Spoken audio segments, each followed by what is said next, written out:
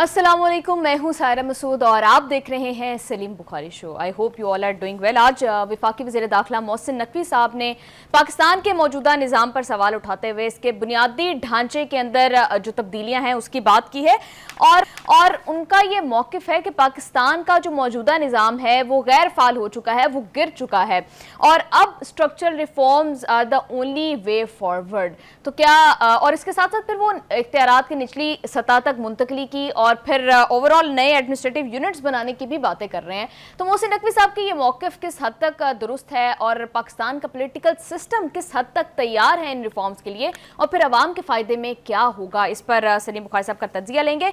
Programme के दूसरे segment में हम मिडिल ईस्ट की सिचुएशन पर बात करेंगे, जहाँ अमेरिका और ईरान के दूसरे पर हमले भी जारी हैं और ईरान की जानिब से अब ये दावा किया जा रहा है कि उर्दन में अमेरिका के 3 F-35 तैयारों को ईरान ने तबाह किया है। इसके साथ साथ एक बात जो हम कल भी कर रहे थे कि हर नए दिन एक नया मुल्क इस कन्फ्लिक्ट का हिस्सा बनता जा रहा है। अब इजिप्ट की बंदरगाहों पर हमलों की जो है वो इत्तलात सामने आ रही हैं, तो मजीद कितने ममालिक जो है वो इस कन्फ्लिक्ट का हिस्सा बनने जा रहे हैं या कहाँ तक फैलेगी, इस पर बात करेंगे और आखिर में सिक्योरिटी सिचुएशन पर डिस्कशन करेंगे। So let's move towards Salim Bukhari साहब।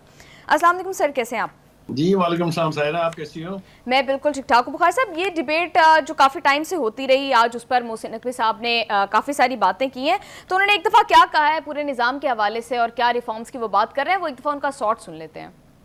ये कॉकरोच अगर इकट्ठा हो गया तो ये हर चीज़ को उलट सकता है। उसके लिए ज़रूरी है उनकी ख्वाहिश इससे पहले कि वो ज़ाहिर करें हमें पूरी करनी चाहिए, और उनकी ख्वाहिश सिर्फ ये है, सिर्फ एक चीज़ के ऊपर है कि हमें मेरिट पे जॉब चाहिए और जॉब अपॉर्चुनिटीज़ चाहिए। वो आपसे कुछ और नहीं मांग रहे, वो आपसे कोई टैबलेट या 2-4 हज़ार रुपया महीना नहीं मांग रहे, वो 2-4 हज़ार डॉलर महीना कमा सकते हैं, सिर्फ आप उनको अपॉर्चुनिटी दे दें। आप 10 साल बाद भी यहीं बैठे होंगे और इसी तरह तकरीर कर रहे होंगे और इसी तरह अपने मसले बयान कर रहे होंगे। इसने ऐसे का ऐसा रहना है, क्योंकि ये सिस्टम जिसके अंदर हम रह रहे हैं ये कोलैप्स कर चुका है। आप माने ना माने, मैं समझता हूँ कि इस सारे पाकिस्तान की इस हालत में जाने में जहाँ पे आज है, इसके ज़िम्मेदार जितने हैं वो यहाँ पे भी बैठे हुए हैं और ये सामने भी बैठे हुए हैं, क्योंकि ये सिस्टम जिसके अंदर हम रह रहे हैं ये कोलैप्स कर चुका है। आपको एडमिनिस्ट्रेटिव यूनिट्स, सूबे, उसको जो मर्जी नाम दे दें, उसको लेके जाना पड़ेगा अवाम की सतह पर। आप जब तक वो नहीं लेके जाएंगे, जब तक इस सिस्टम को रीसेट नहीं करेंगे आप, उसके लिए जैसे भून साहब ने बात की कि तमाम पॉलिटिकल पार्टीज को एक कमरे में बैठना पड़ेगा, चाहे वो एक दिन बैठें, चाहे वो एक महीना बैठें, चाहे वो उसको 1 साल बैठें। उनको इन नए यूनिट सूबों से लेके अपने मुल्क का एक एक इशू बैठ के सेटल करना पड़ेगा। जब तक ये लोग नहीं करेंगे, जब तक ये इकट्ठे नहीं बैठेंगे और इस चीज को तब्दील नहीं करेंगे, ये मुल्क इसी हालत में रहेगा। जी बुखारी साहब, अपने इस एक बयान में मोहसिन नकवी साहब ने बहुत सारी बातें की है जिनका मुझे लगता है कि 1 by 1 एनालिसिस आपका उस पर बहुत ज़्यादा रिक्वायर्ड है इन द करंट सिचुएशन। तो बुखारी साहब, सबसे पहले वो जो बात कर रहे हैं कि हमारा मौजूदा सिस्टम कोलैप्स कर चुका है, क्या आप इस बात से एग्री करते हैं? पहली बात तो यह है कि मुझे बहुत खुशी है कि वो बातें जो हमारे सीनियर पॉलिटिशियंस को करनी चाहिए थी, वो बातें जिनका इदराक उन्हें होना चाहिए था, उसके लिए we had to wait so long कि एक कंपैरेटिवली यंगर बंदा जो है वो बैठ के वो सारी ढंग की बातें करे जिसकी इस वक्त बहुत जरूरत है। इसके लिए जरूरत चाहिए, इसके लिए आपको अपनी कॉन्स्टिट्यूएंसी से डरना नहीं चाहिए। ये बात खान साहब भी कर सकते थे, ये बात शहबाज शरीफ भी कर सकते हैं, ये बात इससे पहले की लीडरशिप भी कर सकती थी। जमहूरियत का नाम ले लेके जो राग हम अलापते रहे हैं, उसका कोई फायदा न कौम को हुआ है न मुल्क को हुआ है। हम वहीं के वहीं खड़े हैं, एक अजीब वो गरीब किस्म का सियासी जमूद जो है वो मुल्क के ऊपर तारी है। तो एक तो हवाले से मुझे बहुत खुशी है कि बिलाखिर किसी ने 2 टोक अल्फाज में वो बातें कही हैं जो कही जानी चाहिए थी। तो एक एक करके, जैसा आपने कहा, कोशिश करते हैं कि उनकी हर बात को इंटरप्रेट भी किया जाए और उसका एनालिसिस भी किया जाए। पहली बात तो जो बहुत अहम है वो उन्होंने ये की है कि नौजवान जो हैं अब वही मुस्तकबिल हैं। नारा ये हर सियासी पार्टी ने लगाया, हर सियासी बड़े लीडर ने लगाया, नौजवान इस मुल्क के मेमार हैं। बहुत पीछे चले जाएं, कायदे आजम मोहम्मद अली जिन्ना ने भी यही कहा था कि पाकिस्तान का फ्यूचर जो है वो यंग लोगों के हाथों में है। لیکن اس کے بعد ہم نے دیکھا کہ جو ہی وہ اس دنیا سے رخصت ہوئے اس کے بعد ہر ایک سیاسی جماعت نے، ہر ایک سیاسی لیڈر نے اس نوجوانوں سے خطرہ تو محسوس کیا ہے، لیکن ان کو ایک فورس کے طور پر استعمال کرنے کا کبھی تصور بھی نہیں کیا، کیونکہ ان میں ایک خرابی ہے، وہ یہ ہے کہ یہ مصلحت کا شکار نہیں ہوتے، جو ان کے دل میں آتا ہے کٹاک سے کہہ دیتے ہیں، and that is what is required۔ ایک بات تو یہ ہے، اس کا ذکر میں تفصیل سے اور بھی کروں گا۔ دوسری اہم بات انہوں نے یہ کی کہ 80 سال سے ان پرٹیکولر 70 سال سے، یعنی عموماً جمہوریت کا نام لے لے کے اس ملک کی عوام کو بے وقوف بنایا جاتا رہا ہے، اور ان کے جذبات سے بھی اور ان کی زندگیوں سے بھی کھیلا جاتا رہا ہے۔ آپ مجھے ایک سیاسی جماعت بتا دیں جس نے جمہوریت کا علم اٹھانے کی کوشش کر کے پھر جمہوریت کو خود گالی نہ بنایا ہو۔ میں نام لوں گا تو بات کہیں اور بہت دور تک چلی جائے گی، لیکن ہر سیاسی جماعت نے سیاست سے کھلواڑ کیا ہے، اس لیے جمہوریت سے کھلواڑ کیا ہے، اس لیے کہ جمہوریت میں تو یہ ہوتا ہے کہ آپ جس بات سے اختلاف رکھتے ہیں اس کا اظہار کریں، اور حکمران جو ہے اس آپ کے اظہار کی قدر کریں، اس کو ویلیو کریں۔ لیکن ہمارے ہاں سیاسی جماعتیں فور لانگ ٹائم، جتنے عرصے کی وہ بات کر رہے ہیں، وہ پرسنالٹی کلٹ کا شکار رہی ہیں۔ وہاں جو بھی پارٹی کا سربراہ ہے اس کے سامنے اف کرنے کی یا اس کی کسی بات کو کاٹ کے صحیح بات کہنے کی تو نہ جسارت ہوئی نہ کسی نے کرنے دی ہے۔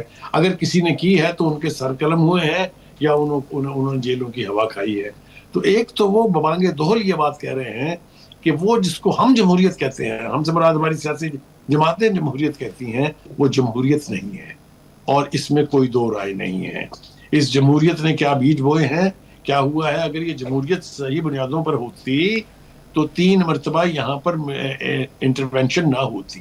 وہ انٹرونشن اس لیے، میں تو یہ مانتا ہی نہیں ہوں کبھی کہ جی وہ ملٹری کے تالے آزما تھے جنہوں نے کی ہے، بالکل ایسا نہیں ہے۔ سیاستدانوں نے اپنی غلطیوں سے، اپنی حماقتوں سے صورتحال کو اس نہج پر پہنچا دیا کہ اگر وہ انٹرونشن نہ ہوتی تو خدا نہ خواستہ ملک کے ٹکڑے ٹکڑے ہو جاتے۔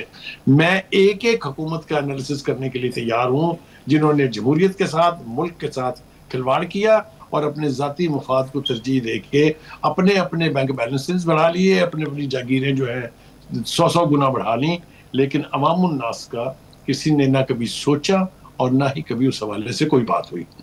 تو پہلی بات تو یہ ہے کہ جب محسن نقوی یہ کہتے ہیں کہ یہ نظام بوسیدہ ہو چکا، یہ نظام گل سڑ چکا، گر چکا ہے، تو میں ان سے 110% متفق ہوں۔ اس کے اوپر ڈیبیٹ کی جا سکتی ہے اور ڈیبیٹ اس کے اوپر ہونی چاہیے، اور ہم آنے والے دنوں میں اس مدعے کو لے کے بات ضرور کرتے رہیں گے۔ جہاں تک ہماری وسعت ہے ہم وہاں تک ضرور جائیں گے۔ بالکل ٹھیک ہے بخاری صاحب، اس کے ساتھ ساتھ دوسری بات، جی وہ یہ بھی بات کر رہے ہیں کہ وہ میں خود جمہوریت کا حامی ہوں، اور وہ کہہ رہے ہیں کہ لیکن جمہوریت کے اندر 5-6 سسٹمز جو ہے وہ ایگزسٹ کرتے ہیں، تو وہ کون سا متبادل سسٹم جو ہے وہ آ سکتا ہے پاکستان کے اندر؟ پھر وہ یہ ساتھ کلیریفیکیشن بھی دے رہے ہیں کہ وہ صدارتی نظام کی بات نہیں کر رہے، تو پھر کیا آلٹرنیٹو ہو سکتا ہے؟ دیکھیے پہلی بات تو یہ ہے کہ وہ جب یہ کہتے ہیں کہ ہماری جمہوریت میں 5-6 نظام چل رہے ہیں، تو اسی کو تو میں نے کہا کہ ہمارے سیاستدانوں نے جمہوریت کو گالی بنا دیا ہے۔ جمہوریت کب دفن ہوئی تھی اس کا تذکرہ میں پہلے بھی بہت مرتبہ اپنے پروگراموں میں کر چکا ہوں۔ بہت ابتدا میں ہی اس کا جنازہ جو ہے وہ نکال دیا گیا تھا، اور پھر اس کے بعد باقی کی جو کسر تھی وہ ہمارے سیاستدانوں نے عقل و پروری کے تحت اپنے اختیارات سے تجاوز کر کے اپنی ذاتی جاگیریں بنا کے جمہوریت کو ایک گالی بنا دیا ہوا ہے۔ یہ نام تو چل رہا ہے، ہم یہ تو کہتے ہیں Islamic democratic republic of Pakistan, لیکن ہم کتنے جمہوری ہیں؟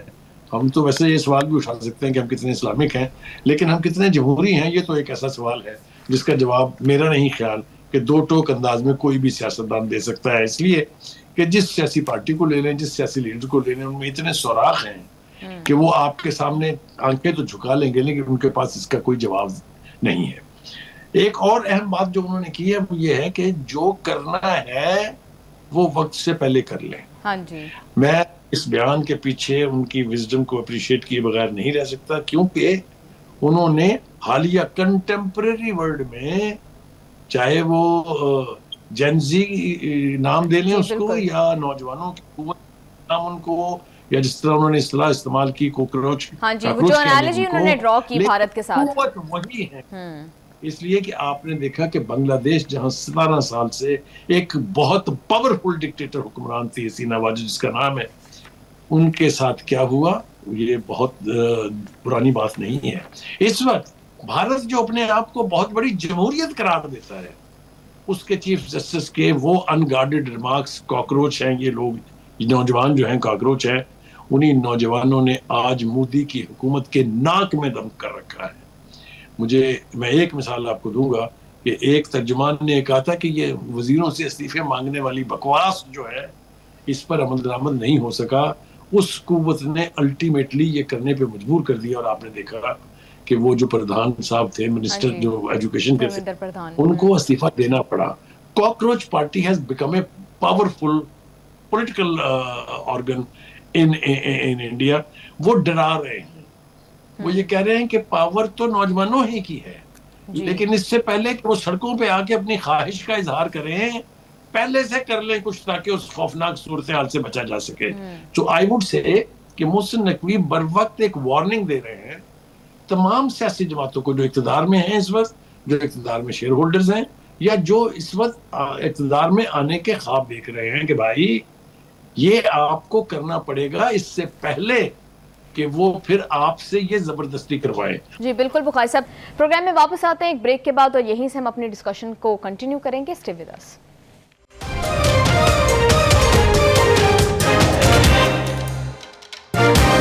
Welcome back to the show. Bukhari صاحب، یوتھ کا ایک اور بہت بڑا مسئلہ میں سمجھتی ہوں کہ کور ایشو جو ہے اس کو بھی محسن نقوی صاحب نے ایڈریس کیا. انہوں نے یہ بات کی کہ آپ کی یوتھ آپ سے لیپ ٹاپس یا ٹیبس یا چند ہزار کا جو ہے وہ معاوضہ نہیں مانگتی، بلکہ وہ میرٹ کے اوپر نوکریاں چاہتے ہیں. تو بخاری صاحب، یہ میرٹوکریسی کی اکثر ہم بات کرتے ہیں کہ کتنا فقدان ہے، تو یہ کیسے پاسبل ہو سکتا ہے؟ دیکھیے، پہلی بات تو یہ ہے کہ جب میں یہ کہتا ہوں کہ جمہوریت کسی بھی سیاسی جماعت نے جمہوری انداز میں اپنے آپ کو کنڈکٹ نہیں کیا، یا جب محسن نقوی یہ کہتے ہیں کہ یہ نظام فرسودہ ہو چکا، اس میں سب سے بڑی جس کی تدفین ہوئی ہے ایلیمنٹ کی، اس کا نام میرٹ ہے. نعرہ سبھی مارتے ہیں لیکن کسی نے آج تک اس کے اوپر عمل درآمد نہیں کیا ہے. میں آپ کو ایک مثال دوں گا، نام نہیں لوں گا.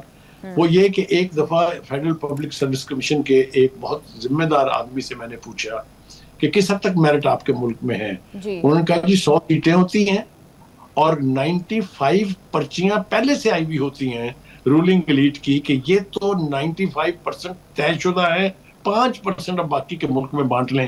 بتائیں مجھے کہاں گیا میرٹ؟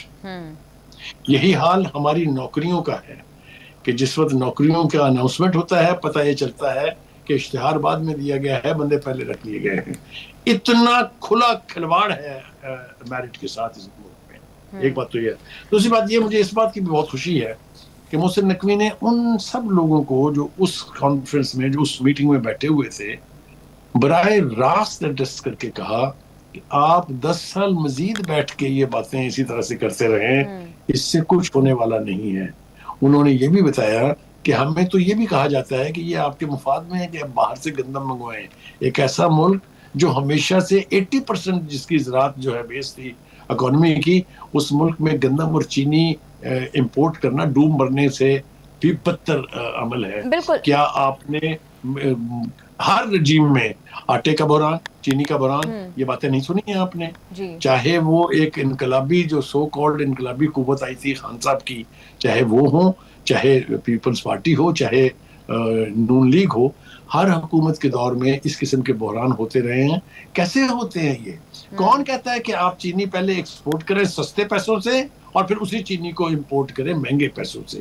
یہ ہے حال ہمارے ہاں میرٹ کا اور آنیسٹی کا اور جمہوریت کا. تو میں سمجھتا ہوں جی ایک اور میٹر جس کی طرف انہوں نے اشارہ کیا جو کہ بہت اہم ہے، وہ انہوں نے بات کی ہے نئے ایڈمنسٹریٹو یونٹس بنانے کی، نئے صوبے بنانے کی. بخاری صاحب، یہ بات ہم بہت دفعہ اپنے پروگرام میں بھی کر چکے ہیں، لیکن ہمیں اس بات کا ادراک بھی موجود ہے کہ کس حد تک جو ہماری پولیٹیکل لیڈرشپ ہے، جو ہماری پولیٹیکل پارٹیز ہیں، خواہ وہ پاکستان مسلم لیگ نون ہو، وہ پاکستان پیپلز پارٹی ہو، وہ کس حد تک ریزسٹیو ہیں towards making an other province. تو بخاری صاحب، کیا لگتا ہے کہ کا حصہ ہے محسن نقوی صاحب، تو انہوں نے آن بورڈ لیا ہوگا؟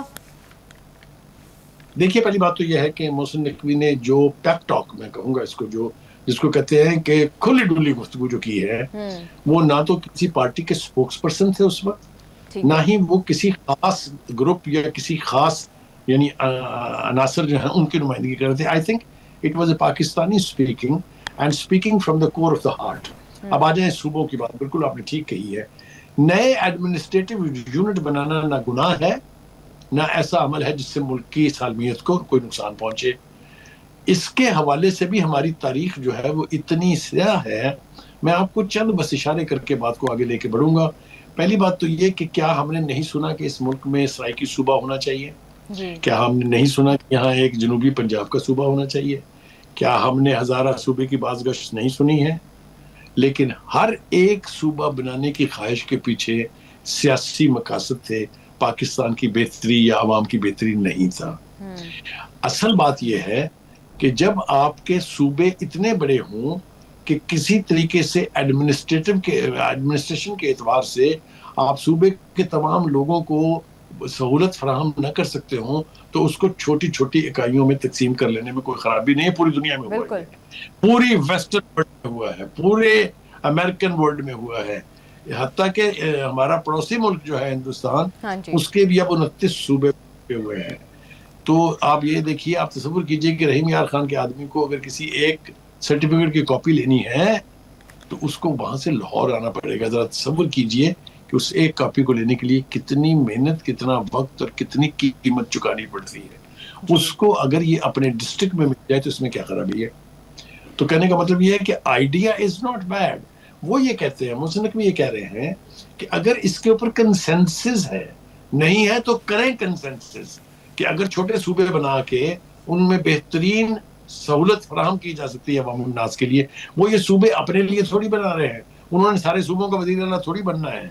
یہ کانسیپٹ کی بات ہے. کانسیپٹ یہ ہے کہ ایڈمنسٹریٹو یونٹس بنے تاکہ وہاں کے عوام کو جو مشکلات ہوتی ہیں اپنے مسائل حل کرنے کے لیے اس میں آسانی پیدا ہو. کیونکہ ہر چھوٹے علاقے کی ایڈمنسٹریشن اپنے علاقے کی بہتری کے لیے، خوشحالی کے لیے اور وہاں کے عوام کو فائدہ پہنچانے کے لیے بہتر انداز میں کام کر سکتی ہے. مثال کے طور پر کچھ ایسے ڈسٹرکٹس ہیں جو فار فلنگ ہیں، جہاں یونیورسٹیز نہیں ہیں، جہاں کالجز نہیں ہیں، جہاں اچھے میڈیکل ہاسپٹل نہیں ہیں.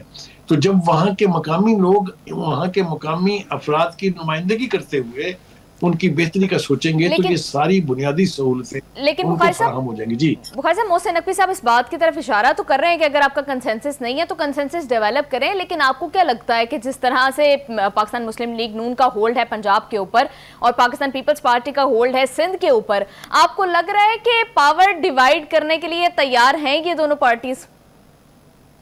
پہلی بات تو یہ ہے کہ اگر ہم نے کوئی بھی فیصلہ جو ملکی مفاد میں ہو، جو نیشنل انٹرسٹ میں ہو، جو عوام کے انٹرسٹ میں ہو، اس کے بارے میں یہ سوچنا ہے کہ فلاں پارٹی کا مفاد کس میں ہے، تو نہ یہ کام آج تک ہوا ہے اور نہ ہی یہ کام ہونے جا رہا ہے.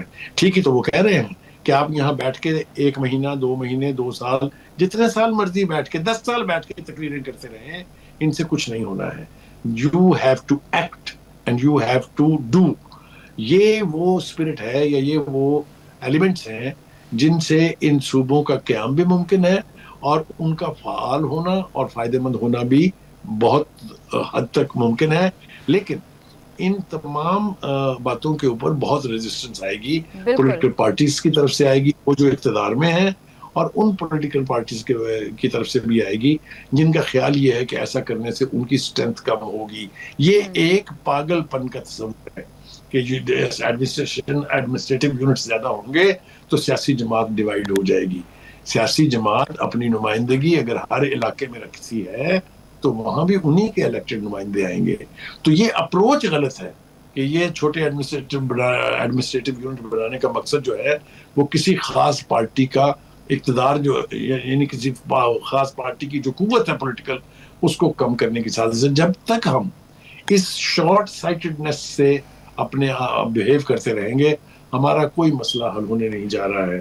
میں یہ سمجھتا ہوں لیٹس بی ویری پریکٹیکل. ہم دیکھتے ہیں کہ یہ ڈیمانڈ، یہ ڈیبیٹ بہت ٹائم سے ایگزسٹ کر رہی ہے بخاری صاحب نئے صوبے بنانے کی، لیکن جیسا آپ نے بالکل درست فرمایا کہ بہت زیادہ ریزسٹنس آئی ہے اور اب کی بار اور زیادہ آئے گی. تو بخاری صاحب کیا ساری پولیٹیکل پارٹیز کو آن بورڈ لیے بغیر، ان کے ول کے بغیر یہ ہو بھی پائے گا؟ میرا خیال یہ ہے کہ اگر پولیٹیکل پارٹیز نے خود آپس میں مل بیٹھ کے، جیسا کہ محسن نقوی نے مشورہ بھی دیا ہے کہ سارے ایک پیج پر آئیں، ایک جگہ بیٹھے، 1 مہینہ لگے، 1 سال لگے، بیٹھ کے بنیادی نوعیت کے جو فیصلے ہیں اس کے اوپر کنسنسس کریں. وہ ہے نا کہ وہ قدرت جو اوپر بیٹھی ہوئی ہے وہ یہ ہے کہ اگر یہ نہیں کریں گے تو کوئی تو کرے گا. Somebody will come from where that somebody will come. I don't want to point out anywhere. All I am saying, just جب جو محسن نقوی نے کہا ہے، میں اسی میسج کو اپنے اس پلیٹ فارم سے پولیٹیکل پارٹی سے ایڈریس کرتے ہوئے کہنا چاہتا ہوں کہ وہ چیزیں جو آپ سے پھر زبردستی کرائی جائیں گی، کیا یہ بہتر نہیں ہے کہ اگر وہ ملکی مفاد میں ہے تو آپ اس کو خود کر لیں، کیونکہ بعد میں تو صرف آپ نے پچھتانا ہے اور پچھتانے کا کوئی فائدہ نہیں ہے. If you cannot do it today, somebody will certainly do it, if not tomorrow, but most certainly day after tomorrow. جی بالکل ٹھیک ہے. لیکن بخاری صاحب، یہ نئے صوبے بننے سے ایک بیڈ گورننس کا ایشو جو کہ رہا ہے، کانسٹنٹلی رہا ہے، آپ کو لگتا ہے کہ یہ حل ہو سکتا ہے؟ بالکل ہو سکتا ہے. جیسا میں نے کہا کہ جب لوکل نمائندے اپنے اپنے علاقے کے مفاد کی خاطر محنت کریں گے، کام کریں گے، لوگوں کے مسئلے حل ہوں گے، تو ایک گڈ ول جنریٹ ہوگی وچ از ریکوائرڈ. اور یہ گڈ ول کہیں یہ نہیں کہہ رہی کہ اس میں جمہوری نظام نہیں ہونا چاہیے، بلکہ اگر آپ مجھے اجازت دیں تو میں یہ کہوں گا کہ بنیادی جمہوریت ہے ہی اس میں کہ ہر شخص کو اپنی بات کہنے کا، اپنا حق منوانے کا موقع ملنا چاہیے. اور وہ اس طرح نہیں ہو سکتا کہ رحیم یار خان بہاول نگر یا اس طرف آپ آگے چلے جائیں ساہی وال اور اس سے بھی دور دور کے علاقے جو ہیں، وہاں بیٹھے ہوئے لوگ جو ہیں وہ یہ توقع کریں کہ لاہور کے مرکز میں بیٹھ کے، یعنی لاہور دارالخلافے میں بیٹھ کے کوئی ان کے بارے میں سوچ رہا ہوگا. ایسا نہیں ہوتا ہے. ایک طریقہ تھا لیکن اس پر بھی ہمارے ہاں پولیٹیکل پارٹیز نے ریزسٹ کر کے ڈینائل موڈ میں جا کے اپنی تباہی بھی کی ہے اور ملک کے جمہوری نظام کی تباہی بھی کی ہے، اور وہ تھا لوکل باڈیز. لوکل باڈی جو بلدیاتی ادارے ہیں، اگر ان صوبائی حکومتوں نے ان کو چلنے دیا ہوتا، اس کو چلنے میں انکریج کرتے، سپورٹ کرتے، تو گراس روٹ لیول کے اوپر اختیار کو پہنچانا بھی ممکن ہوتا. اور ایک عام آدمی بخاری صاحب، سوری ٹو انٹرپٹ یو، ایک اور بہت امپورٹنٹ بات جو انہوں نے کی ہے، انہوں نے بات کی ہے کہ سارے صوبے اپنی پاپولیشن بڑھاتے ہیں تاکہ این ایف سی میں زیادہ شیئر جو ہے وہ لیا جا سکے. تو فرسٹ آف آل بہت بنیادی سوال کہ این ایف سی کے فارمولے میں کچھ تبدیلی کی طرف محسن نقوی صاحب اشارہ کر رہے ہیں. جی پہلی بات تو یہ ہے کہ یہ جو آبادی بڑھا کے پیسے اور اپنا حصہ بڑھوانے کی کوشش ہوتی ہے، یہ میں آپ کو وثوق سے کہہ رہا ہوں، یہ عوام کے مسائل حل کرنے کے لیے نہیں ہوتی، بلکہ اپنی ذاتی کٹی جو ہے اس کا سائز کرنے کے لیے ہوتی ہے. اگر یہ این ایف سی ایوارڈ کے تحت پیسے جو ہیں یہ عوام الناس پر خرچ کیے جاتے، عوام الناس کے مفاد کے پروجیکٹ پر خرچ کیے جاتے، تو سرفراز بھگٹی جیسا وزیر بیٹھ کے یہ ماتم نہ کر رہا ہوتا کہ یہ محرومی کا تاثر بالکل غلط ہے. بلوچستان کو تمام صوبوں سے زیادہ پیسے ملتے رہے ہیں، لیکن ہمارے جو حکمران رہے ہیں ماضی کے، انہوں نے ان فنڈز کو گراس روٹ لیول تک جانے نہیں دیا ہے اور اپنی جیبیں بھری ہیں. میں کہتا ہوں کہ ان کا یہ کوٹ جو ہے یہ تمام صوبوں کے اوپر اور تمام پولیٹیکل پارٹیز کے اوپر لاگو ہے. جی بالکل بخاری صاحب، تھیوریٹیکلی اسپیکنگ محسن نقوی صاحب بہت اہم ریفارمز کی طرف بات کر رہے ہیں، لیکن دیکھنا یہ ہے کہ کیا آنے والے ٹائم کے اندر وہ جس کنسنسس کی بات کر رہے ہیں پولیٹیکل پارٹیز کے درمیان، کیا وہ کنسنسس ان درمیان ڈیولپ ہو پائے گا اور کتنا سیریس جو ہے رولنگ ایلیٹ ان سارے پروپوزلز کو لے گی، اس پر وقت آنے پر دیکھیں گے. اور ابھی پروگرام ایک بریک شامل کر لیتے ہیں، واپس آ کر مڈل ایسٹ کی سچویشن پر بات کریں گے. ساتھ رہیے گا.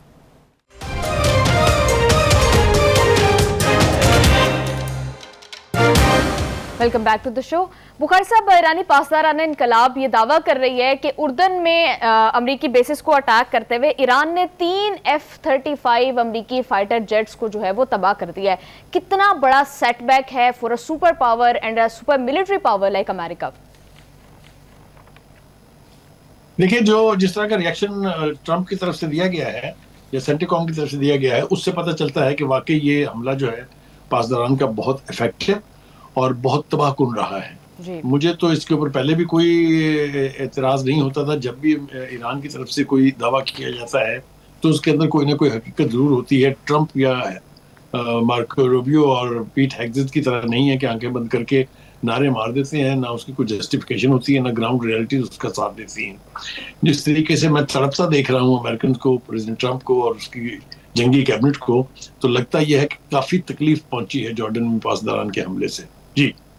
جی بخاری صاحب, اس کے ساتھ ساتھ ایک طرف تو ڈونلڈ ٹرمپ ان حملوں کے بعد سخت جوابی رد عمل کی دھمکی دے رہے ہیں, ساتھ ہی ساتھ ایران کے سپورٹڈ جو پراکسی گروپس ہیں ان کو اب کی بار نشانہ بنانے کی دھمکی بھی دے رہے ہیں. دوسری طرف ہم دیکھ رہے ہیں کہ ایجپٹ کی بندرگاہوں پر اٹیکس ہونے کی اطلاعات جو ہے وہ موصول ہو رہی ہیں. تو بخاری صاحب, کتنا زیادہ ایسکیلیٹ کرتا جا رہا ہے یہ معاملہ, کتنے مزید ممالک اور کتنے مزید گروپس جو ہیں وہ اس کی زد میں آئیں گے؟ پہلی بات تو یہ کہ میں یاد دلاؤں گا آپ کو کہ اسی پلیٹ فارم سے ہم نے کئی مرتبہ ایران کا یہ موقف دہرایا ہے کہ اگر اس جنگ کو ختم نہ کیا گیا امریکہ کی طرف سے تو پھر اس پورے خطے کو اپنی لپیٹ میں لینے کے امکانات جو ہیں وہ بہت واضح ہیں. پہلی بات تو یہ ہے. دوسری بات یہ ہے کہ ایجپٹ کی بندرگاہ کے اوپر جو اٹیک ہوا ہے وہاں پر بھی شکار جو ہے وہ امریکہ کا ایک آئل ٹینکر اور ایک دوسرا نوعیت کا جہاز جو کھڑے تھے ان کے اوپر ہوا ہے. آپ مجھے یہ بتائیے کہ جو پراکسی کا نام لے کے جنگ کو خود سے پھیلانے کی ذمہ داری جو ہے وہ ٹرمپ پر عائد ہوتی ہے. کبھی وہ کہہ رہے ہیں کہ یہ جو پراکسیز ہیں یہ تو وہ پراکسیز کہتے ہیں ان کو, ورنہ تو ان کو تو یہ تو ریزسٹنس موومنٹس ہیں. اگر وہ ان کو کہتے ہیں کینسر, تو مجھے بتائیے اسرائیل کیا ہے؟ کیا اسرائیل پورے اس خطے کے لیے کینسر سے بدتر بیماری نہیں ہے؟ ان کے بارے میں تو کبھی ان کی آنکھیں نہیں کھلی ہیں. وہ جو مرضی کرے, جو کچھ ویسٹ بینک میں اس وقت ہو رہا ہے, جو کچھ غزہ میں اس وقت ہو رہا ہے, جو کچھ لبنان میں اس وقت ہو رہا ہے, جو کچھ نیتنیاہو نے اب شام میں کیا ہے, وہ کوئی بولتا ہے اس کے اوپر؟ اور ٹرمپ صاحب کو شرم آتی ہے اس کے اوپر؟ ہمارے مسلمان ممالک کی غیرت جاگتی ہے اس کے اوپر؟ تو کہنے کا مطلب یہ ہے کہ جب یہ اس قسم کی بے حسی ہوگی تو پھر یہ جنگ پھیلے گی, اور یہ جنگ پھیل رہی ہے. میں آپ کو بتا رہا ہوں جی, حزب اللہ اور مجھے یہ لگ رہا ہے کہ وہ چاہے ٹارگٹ کرے حزب اللہ کو, حماس کو ٹارگٹ کر کے انہوں نے دیکھ لیا کیا نکلا, چاہے اب وہ کرے حوثیز کو, لیکن کوئی اس جواز کو دیکھنے کے لیے تیار نہیں ہے کہ حزب اللہ کیوں ایکٹیو ہے. کیونکہ اسرائیل لبنان کے اوپر مسلسل حملے کر رہا ہے, جنگ بندی کے معاہدے کے باوجود لبنان کی تباہی جو ہے وہ جاری و ساری ہے. اسی طرح سے سیریا, جس کو بقول ٹرمپ کہا جا رہا تھا کہ وہ شاید اسرائیل کا الہی ہے, اس کے اوپر حملے ہو رہے ہیں. مطلب ہے ایک طرف تو یہ آنکھیں بند رکھی جائیں, اور دوسری طرف ان کے جو سپورٹر گروپس ہیں یا ان کے جو فنڈڈ گروپ کہہ لیجئے وہ ہیں, ان کے بارے میں آپ کہہ رہے ہیں کہ وہ کینسر ہے. تو یہ جو یک طرفہ اپروچ ہے اس سے کبھی بھی امن قائم ہونے نہیں جا رہا ہے, حالات بد سے بدتر ہوتے چلے جائیں گے. میں آپ کو کہہ رہا ہوں کہ امریکہ کے یہ دعوے کہ ابنائے حرمت سوجی سب کے لیے کھلی ہے, لیکن دوسری ہی سانس میں وہی میڈیا ہمیں بتا رہا ہوتا ہے کہ کیا بینڈ بجی ہے وہاں پر ان جہازوں کی جو ایران کی مرضی کے خلاف وہاں سے گزرنا چاہ رہے تھے. ایک اور امریکی سازش کہ عمان کو کسی طریقے سے اسرائیل سے اپنے ایران سے الگ کیا جائے, وہ مجھے ناکام ہوتی دکھائی دے رہی ہے, اس لیے کہ اس وقت بھی عمان اور ایران کے بیچ مذاکرات چل رہے ہیں. یہ علاقہ ان دو ممالک سے تعلق رکھتا ہے, بڑا علاقہ جو ہے وہ ایران کا ہے. ایران کی خواہش ہمیشہ سے رہی ہے, اور مذاکرات بھی اس کے اوپر بے شمار دفعہ ہو چکے ہیں کہ ہم دونوں مل کے یہاں ایک ایسا نظام لائیں گے جو سب کے لیے قابل قبول ہو. ایک حد تک یہ بات جو ہے یہ مؤثر ہوتی جا رہی تھی, اور خلیجی ممالک کے کچھ ممالک سے ہم نے یہ سنا بھی کہ شاید ایک کلیکٹیو سسٹم جو ہے وہ ایجاد کیا جا سکتا ہے. لیکن یہ بات نہ نیتنیاہو کو منظور تھی اور نہ ہی ٹرمپ کو منظور تھی, اس لیے اس کو سبوٹیج کرنے کے لیے عمان کے ساتھ مل کے ایک نئی سازش کی جو کامیاب نہیں ہوئی ہے. میں کہنا یہ چاہتا ہوں کہ آپ اپنی مرضی سے تو ہر چیز کانکر کرنا چاہتے ہیں, ہر چیز کو نیست و نابود کرنا چاہتے ہیں. آپ کے بس میں ہو تو آپ ایران کی سویلائزیشن مٹا دیتے ہیں, لیکن آپ کو تھوڑا سا ذوق پڑتا ہے تو آپ ہم نے دیکھا کہ ماضی میں کس طرح سے حماس جو ہے وہ اسرائیل کی جارحیت کا نشانہ بنی, پھر حزب اللہ پر اٹیکس ابھی تک کنٹینیوڈ ہیں, آلدو ایم او یو کے اندر ایران نے حزب اللہ کی شک جو ہے اس کو شامل کیا. تو کیا اب حوثیوں کو, حزب اللہ کو, پھر عراق کے اندر جو ایران سپورٹڈ گروپس ہیں, ایران ان سب کو اوور آل پروٹیکٹ بھی کر پائے گا؟ دیکھیے ابھی تک تو ہم نے یہ دیکھا ہے کہ ایران نہ یہ کہ ایران پیچھے ہٹا ہے, اور نہ ہی ہم نے یہ دیکھا ہے کہ ایران کی کسی پالیسی کی وجہ سے ان گروپوں نے علیحدگی کا یا اپنی ریزرویشن کا اظہار کیا ہو. میں آپ کو بالکل ایمانداری سے کہتا ہوں کہ ان گروپس کے بیچ جو جنہیں میں مانتا ہوں کہ وہ ریزسٹنس گروپس ہیں, انلیگل آکوپیشن کے خلاف سٹرگل کر رہے ہیں, ان میں اور ایران کے بیچ میں ابھی تو ہوا نہیں گزر رہی ہے. خواہش تو بہت ہے یہ امریکہ کی بھی اور نیتن یاہو کی بھی کہ یہ گروپ جو ہے یہ علیحدہ ہو جائیں, ٹوٹ جائیں, بکھر جائیں, لیکن ایسا کچھ ہوا نہیں ہے. اتنی 3 بڑی جنگوں کے بعد یہ سارے گروپ ابھی تک ایران کے ساتھ اسی طرح ایک اہم الہی کے طور پر کھڑے ہوئے ہیں. اس میں کسی تبدیلی کو میں نہیں دیکھتا ہوں کہ وہ آنے والے دنوں میں ہونے جا رہی ہے.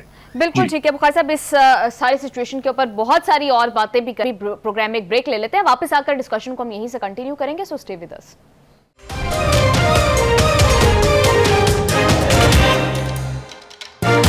Welcome back to the show. Bukhari صاحب, ایرانی رائٹ ونگ پارٹی کی جانب سے یہ بات سامنے آ رہی ہے کہ وہ الزام لگا رہے ہیں کہ صدر مسعود پزشکیان اور عباس اراغچی صاحب اور باقر کالیباف صاحب سپریم لیڈر مجتبیٰ خامنہئی صاحب کی ایبسنس کے اندر ایک میوٹنی کرنے کی, بغاوت کرنے کی کوشش کر رہے ہیں. کس طرح سے دیکھتے ہیں آپ اس کو؟ پہلی بات تو یہ ہے کہ یہ غیر موجودگی یا ایبسنس میں اس لیے نہیں مانتا ہوں کہ بہت سے حال ہی میں ہم نے پیغامات بھی دیکھے ہیں, ان کے ڈائریکشنز بھی دیکھی ہیں جو مجتبیٰ خامنہئی کی طرف سے جاری کی گئے ہیں. جو مذاکرات ہو رہے تھے اس کے اوپر بھی ان کا رد عمل بھی تھا اور اس کے اوپر ان کی ہدایات بھی موجود تھی. تو ایک تو اس طرح سے ایبسنس میں نہیں مانتا ہوں, اور دوسری بات یہ کہ یہ پروپیگنڈا تو پہلے بھی کیا گیا تھا. اگر آپ کو یاد ہو, ہم نے کئی مہینے پہلے اپنے پروگرام میں اس پر بحث بھی کی تھی کہ ویسٹرن میڈیا یہ کہہ رہا تھا کہ جو مسعود پزشکیان ہیں صدر جو ہیں انہوں نے اپنا استعفیٰ دے دیا ہے اور ان کے بڑے شدید اختلافات جو ہیں وہ قیادت کے ساتھ ہو گئے ہیں. میں نے اس وقت بھی کہا تھا, میں آج پھر کہہ رہا ہوں کہ جو رہبر انقلاب ہوتا ہے یا جو سپریم لیڈر ہوتا ہے اس کے خلاف, اس کی مرضی کے خلاف جانے کا, اس کے فیصلوں سے اختلاف کرنے کا اختیار ایران کی پولیٹکس میں نہیں ہے.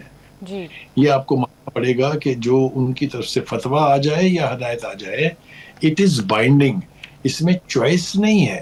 جب انہوں نے اس میمورینڈم آف انڈرسٹینڈنگ پر اپنی ریزرویشن کا اظہار کیا تھا تو اس کے ساتھ اسی میسج میں تھا کہ میں نے اجازت دے دی ہے حکومت کو کہ گو ہیڈ.